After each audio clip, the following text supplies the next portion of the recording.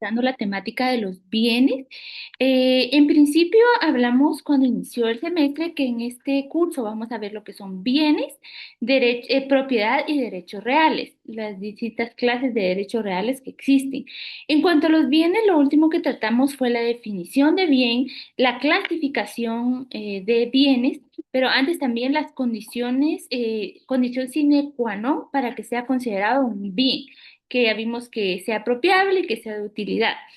Vimos la clasificación legal y estábamos viendo la clasificación doctrinaria.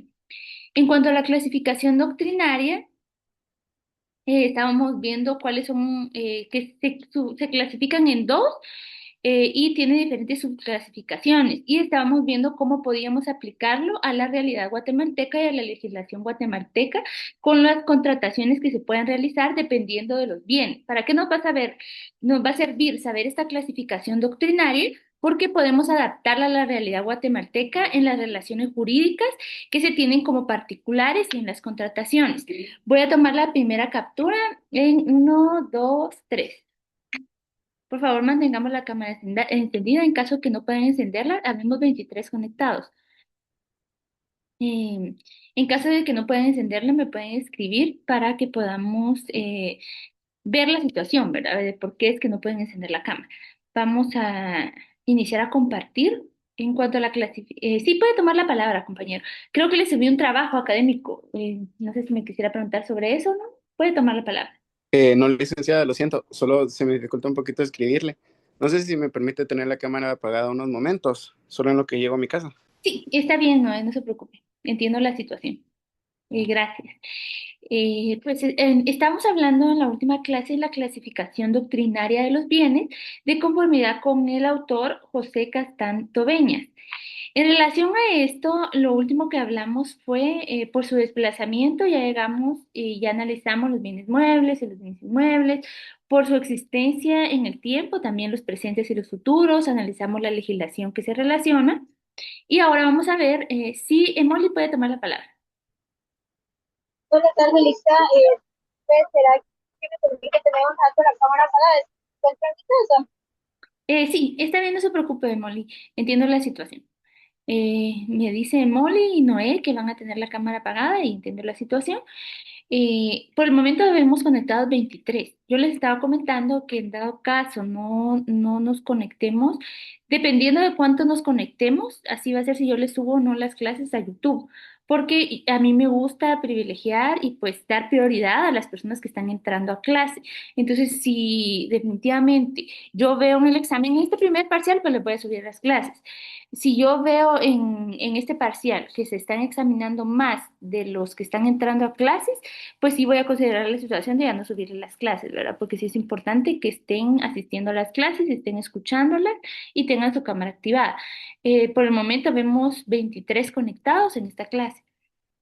Pues le estaba comentando, ¿verdad? En relación a la capacidad de fraccionamiento. Siempre ubiquémonos en la clasificación doctrinaria, los bienes por sus cualidades físicas o jurídicas.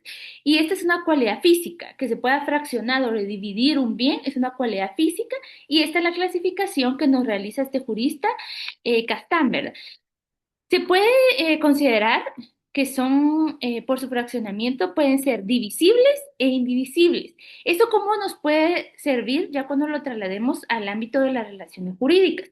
Por ejemplo, nosotros que tenemos un bien y lo queremos dividir y realizar una compraventa, por ejemplo, nos damos cuenta que algunos bienes aumentan su valor en el momento en que nosotros lo dividimos, podemos aumentar el valor. Un ejemplo es un bien inmueble, un terreno.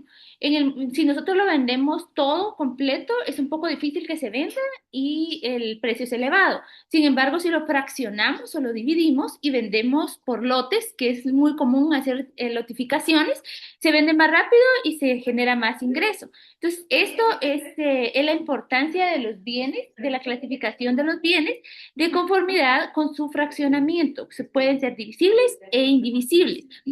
La legislación, algunos bienes, hay una ficción jurídica de que los vuelven divisibles, solo permítanme un momento.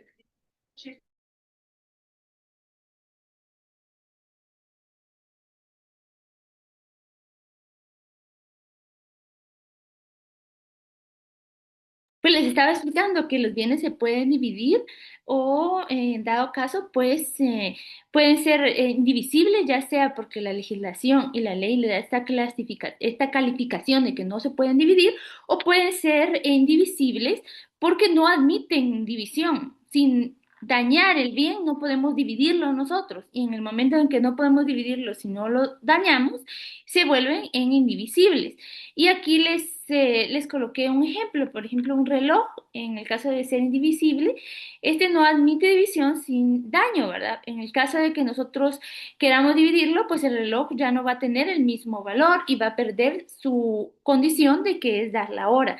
Entonces, en este caso, por eso se le considera indivisible, porque no admite esa división. Por el daño que pueda ocasionarse. Para el efecto vamos a leer el artículo 689 del Código Civil.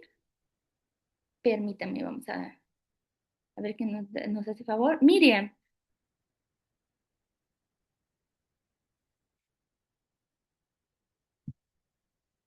yo creo que Miriam me habló, si no estoy mal, de que ella no podía encender la cámara, pero ¿Qué código dijo Elida? el Código Civil, leamos el artículo 689. 689. A ver. Ok, cosas que pueden separarse. Cuando las cosas unidas pueden separarse sin detrimento y subsistir independientemente, los dueños respectivos tienen derecho de exigir la separación. Gracias. Y aquí específicamente nos establece el código que cuando los bienes puedan dividirse sin que esto se considere que se deteriora su estructura, entonces pueden dividirlo. Aquí hay una cuestión. Eh, una figura que se relaciona mucho y que lo vamos a ver cuando lleguemos al tema de derechos reales de goce, que es la propiedad. Hay una clasificación que se llama copropiedad. Ya lo vamos a ver cuando entremos a esta temática. Pero la copropiedad consiste en que un bien pertenece a varias personas. Incluso se le denomina en la doctrina de esto pro indiviso, significa que es todo el bien. Ficticiamente los copropietarios saben que les corresponde una parte de ese bien, pero no saben cuál. Entonces, esta situación se llama copropiedad.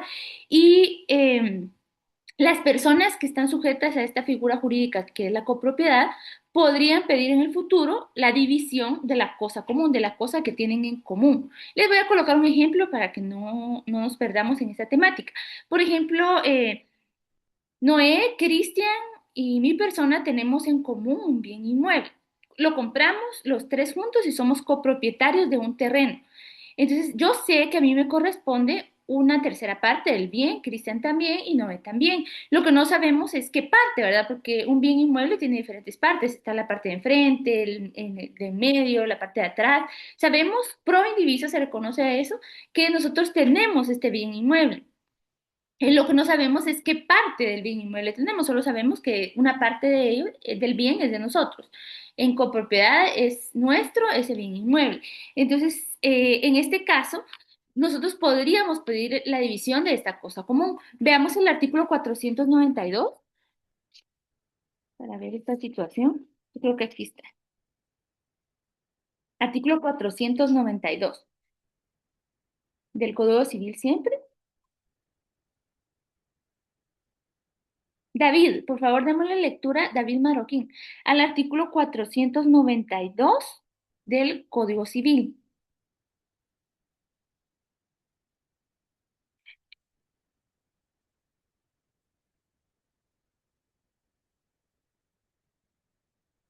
Artículo 492 del Código Civil.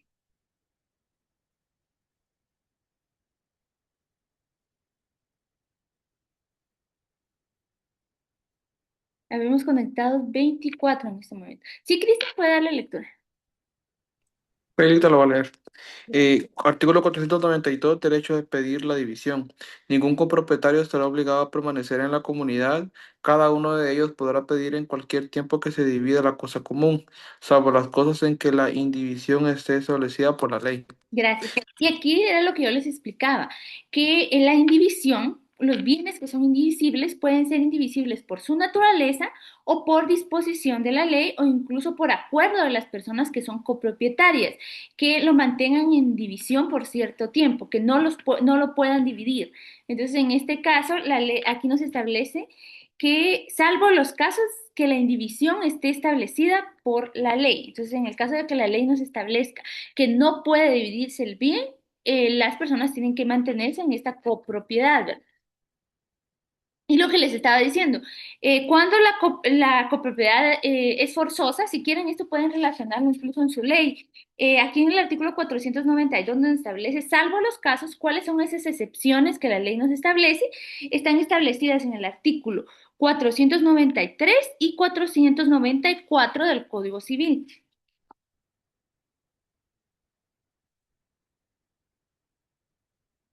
493 y 494 del Código Civil.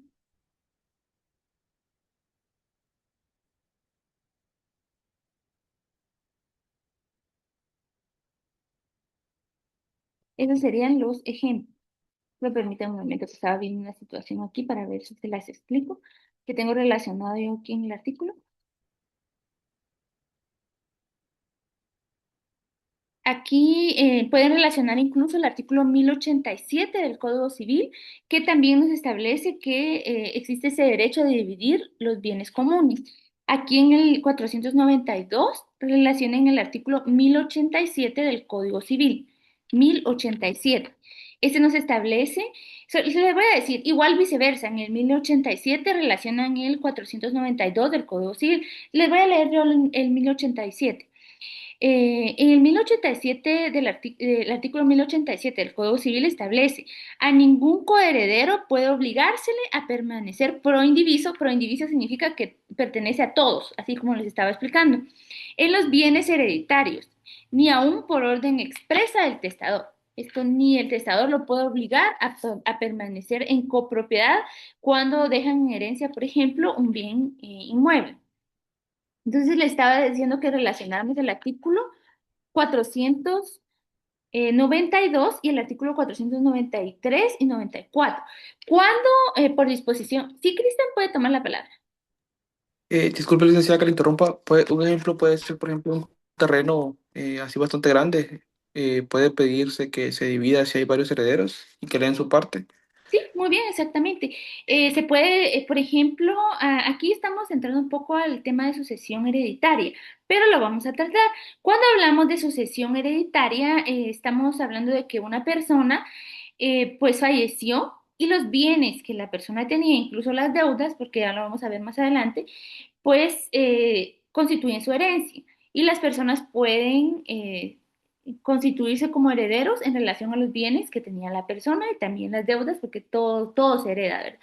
En este caso, cuando la persona se constituye como heredera, pueden ser varios. Por ejemplo, fallece un papá y vamos a poner el ejemplo que tenía un terreno de una manzana. La situación es que tiene 5 hijos. Esto pertenece como derechos hereditarios, ya vamos a aprender qué es eso, a todos los hijos como herederos, a los 5 hijos, en partes iguales. Y esto se le conoce como proindivisión, porque ellos saben que tienen derecho como coherederos, pero no saben cuánto es el derecho que tienen. Cuando ellos ya realicen todos los trámites que después van a aprender ustedes para acceder a la herencia y ya sean constituidos como herederos, esta propiedad les es asignada pro indiviso. Eso significa que los 5 son copropietarios. Y entonces ellos no están obligados a estar en esta indivisión, a estar en este bien sin saber cuál es su parte. Pueden solicitar judicialmente que se divida el bien. Y por eso es divisible. Esto es divisible. Este bien es divisible. Se puede dividir en relación para que se determine cuál es la parte que me corresponde a mí, por ejemplo, como hija. Si se puede, muy bien, Cristian, ese es un ejemplo muy bueno. Pero les estaba comentando que existen casos en que los bienes no pueden dividirse, ya sea por su naturaleza, porque pierden la calidad de bien, ya no pueden apropiarse, ya no tienen utilidad, entonces se constituyen como indivisibles. El ejemplo es un reloj. Pero también creo que el 690 no lo hemos leído. Leamos el 690 para entender esta situación, permítame, vamos a ver, ¿quién está por acá? Em, Jonathan, ¿me hace favor de leer el artículo 690 del Código Civil?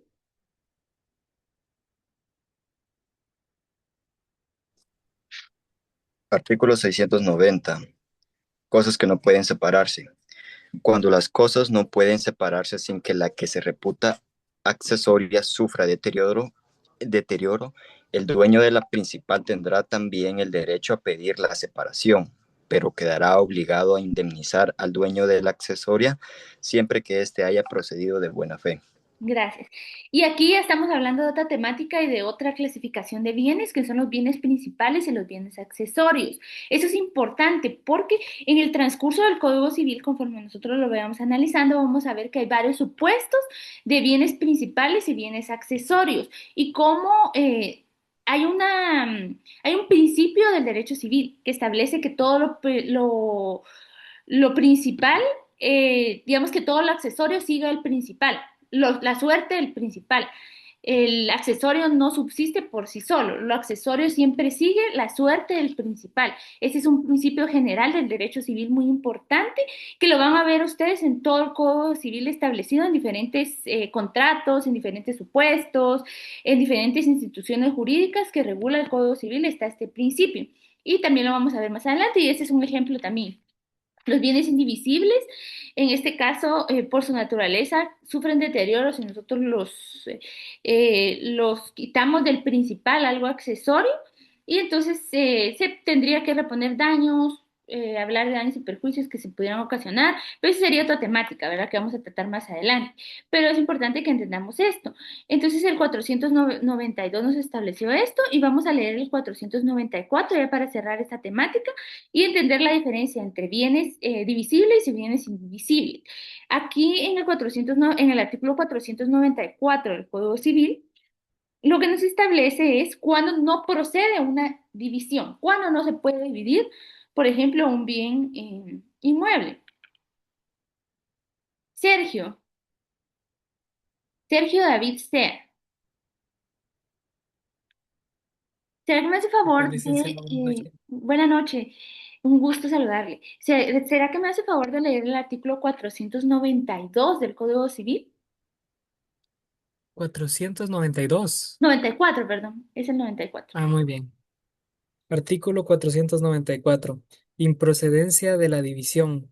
Los copropietarios no podrán exigir la división de la cosa común cuando de hacerla resulte inservible para el uso a que se destina.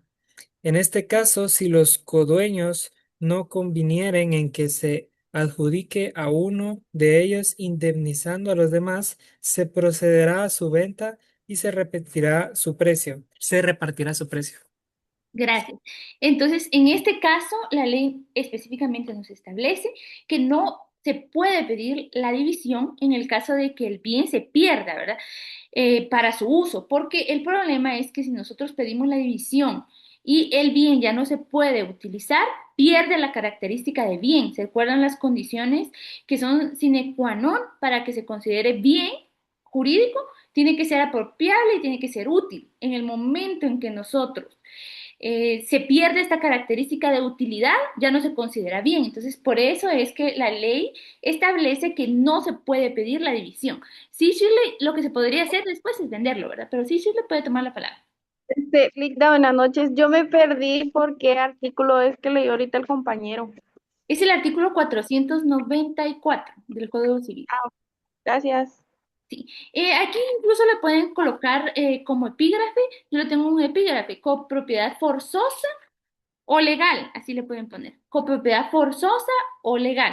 Colóquenle así de epígrafe. Y en el artículo 493, eso no lo estamos viendo, pero esa copropiedad es voluntaria. Los copropietarios de común acuerdo establecen que no pueden dividir la cosa por un tiempo determinado. Entonces también existe la voluntaria y la forzosa o legal.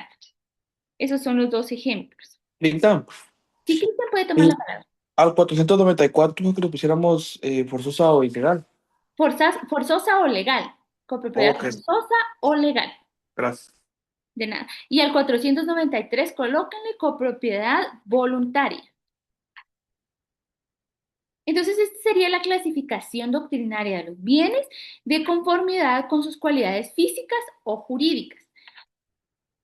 Ahora sí nos vamos a la clasificación que realiza el autor de conformidad con la relación o la conexión que tienen los bienes unos con otros. Esta es otra clasificación doctrinaria que realiza el autor. En principio, nos establece el autor que los bienes pueden ser considerados de forma singular o de forma universal.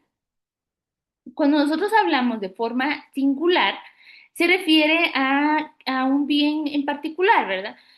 Eh, ¿Cómo les podría explicar? En general, es un bien simple, que no necesita de otro, sino que es un bien simple, unitario, por tomarlo de esa manera, y así lo vamos a contratar en el ámbito de nuestras relaciones particulares.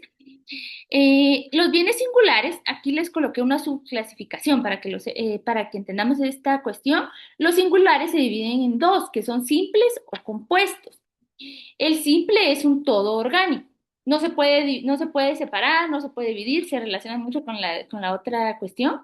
Es un todo orgánico, por ejemplo, una estatua, ¿verdad? Una estatua es un bien que es un todo orgánico, no la podemos dividir nosotros, entonces a ese se le conoce como simple. Y también puede ser un bien singular, pero compuesto. Por ejemplo, un vehículo. Un vehículo, por ejemplo, tenemos que tiene llantas, tiene motor. Son diferentes elementos que componen el bien singular. Aquí les coloqué dos fundamentos legales, que es el artículo 1538 y el artículo 2002, perdón. Vamos a darle lectura a estos artículos para entender cómo en el ámbito de las contrataciones pueden existir este tipo de bienes singulares y universales, 1538 y 1002.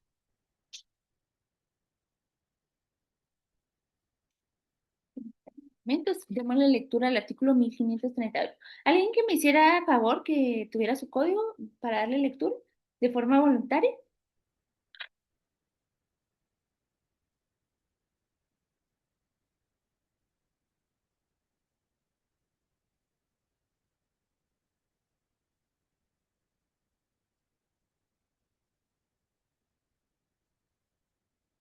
1538. Gracias, Shirley. Puede darle lectura. Artículo 1532. Cuando se dejare al tercero favorecido por el contrato el derecho de reclamar la ejecución de lo pactado, no dependerá del estipulante exonerar al deudor. Gracias. Creo que le dio lectura a otro, es el 1538. Ah, sí, lo leí mal, lo siento. Es objeto del contrato, entonces ese. Sí, ese sí. Ok. No solo las cosas que existen pueden ser objeto de los contratos, sino las que se espera que existan, pero es necesario que las unas y las otras estén determinadas a lo menos en cuanto a su género. Gracias. La cantidad puede... ¿Hasta ahí? Sí, solo para hacer referencia a que tienen que estar determinadas, ¿verdad? Las cuestiones singulares tienen que estar determinadas en relación a los elementos, por ejemplo, un vehículo. Esto es importante, porque, por ejemplo, si hacemos una compraventa de un vehículo, nosotros esperamos que como un bien singular compuesto tenga todas sus partes. Eso es lo que se espera nosotros como partes que estamos contratando y que estamos adquiriendo un vehículo, lo que esperamos es que el vehículo funcione, ¿verdad? Cuando nosotros lo accionemos. Entonces, eso es lo importante de las contrataciones y de que sepamos esta situación de los bienes. Es un bien singular compuesto, quiere decir que tiene que funcionar en el momento en que nosotros ya entreguemos el vehículo, tiene que funcionar. Igual, pues una estatua tendría que estar completa para que nosotros veamos que existe una contratación adecuada. ¿Qué pasa, por ejemplo, si hacemos el contrato nosotros como notarios y al momento de la entrega no está completa la estatua? En ese momento se pueden verificar ciertas situaciones que posteriormente ya pueden ser objeto de relaciones jurídicas o de demandas o cuestiones de acciones que podemos hacer como particulares. Por eso es importante, incluso el notario al momento de redactar un contrato, donde verifique que es un bien singular o simple, tiene que consignar que tiene que estar completo o el vehículo tiene que funcionar adecuadamente, ¿verdad? Como implícito de ser un bien singular compuesto. Ahora, ¿qué es un bien universal? Un, estos son bienes que están relacionados a la vinculación que tienen. Permítame, no sé si me escucha. Se escucha como raro.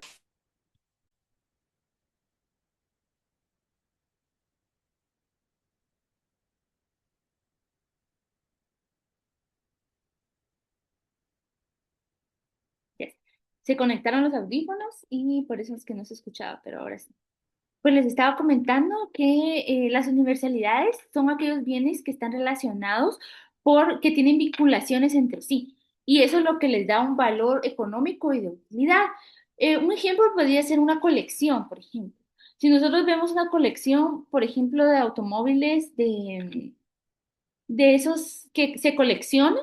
En este caso, lo que tiene valor económico es la colección completa, no solo uno solo, ¿verdad? Entonces, esto es la situación de los bienes de acuerdo a su universalidad. Están relacionados por su vinculación. Eso es la vinculación que tiene uno con otro. Para el efecto, vamos a leer, aquí hay un ejemplo bastante claro de esta cuestión de bienes que están relacionados por su vinculación y es un todo completo lo que se puede, por ejemplo, incluso dar en compraventa. Un ejemplo claro, porque es diferente un vehículo, ¿verdad? Porque un vehículo es un solo bien, es singular, pero una universalidad significa que está compuesto por varias situaciones. Y un ejemplo bastante sencillo, solo eso les voy a explicar, el 918 es un poquito más complicado y es cuando ya entremos a tema de proceso sucesorio es la empresa mercantil. Y ese es un ejemplo que nosotros lo podemos ver en el ámbito de nuestras relaciones jurídicas. Por ejemplo, ustedes conocieron a alguien que es propietario de una empresa mercantil. La empresa mercantil es un bien. Ahora que entremos a esto, vamos a ver si han puesto atención en las clases. ¿Es un bien mueble o es un bien inmueble? ¿Alguien recuerda?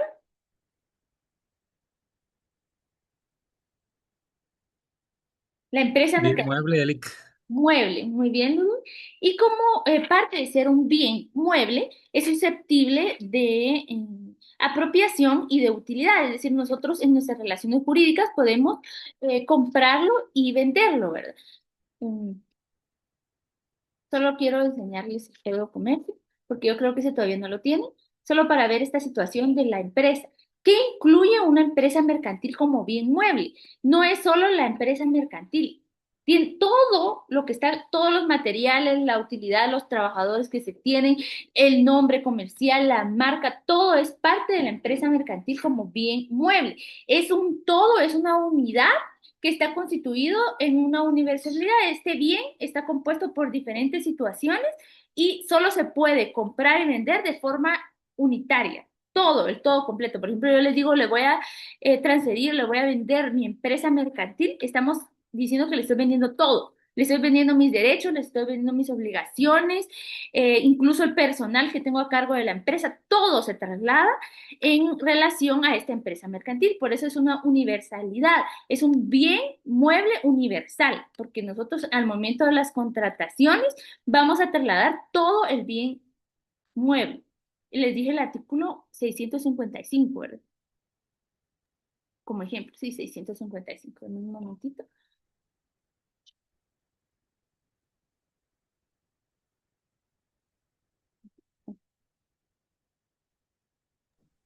Licenciada, Sí, dígame, Yolanda.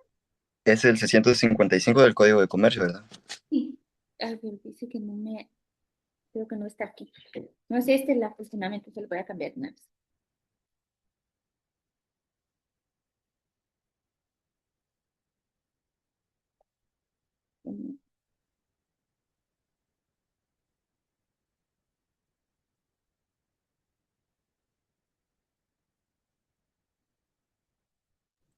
Yo lo tengo acá por si quiere que lo lea. ¿Cuál es el artículo?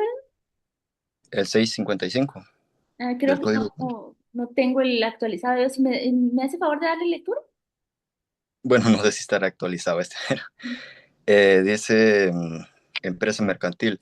Se entiende por empresa mercantil el conjunto de trabajo, de elementos materiales y de valores incorpóreos coordinados para ofrecer al público con propósito de lucro y de manera sistemática bienes o servicios. La empresa mercantil será reputada como un bien inmueble.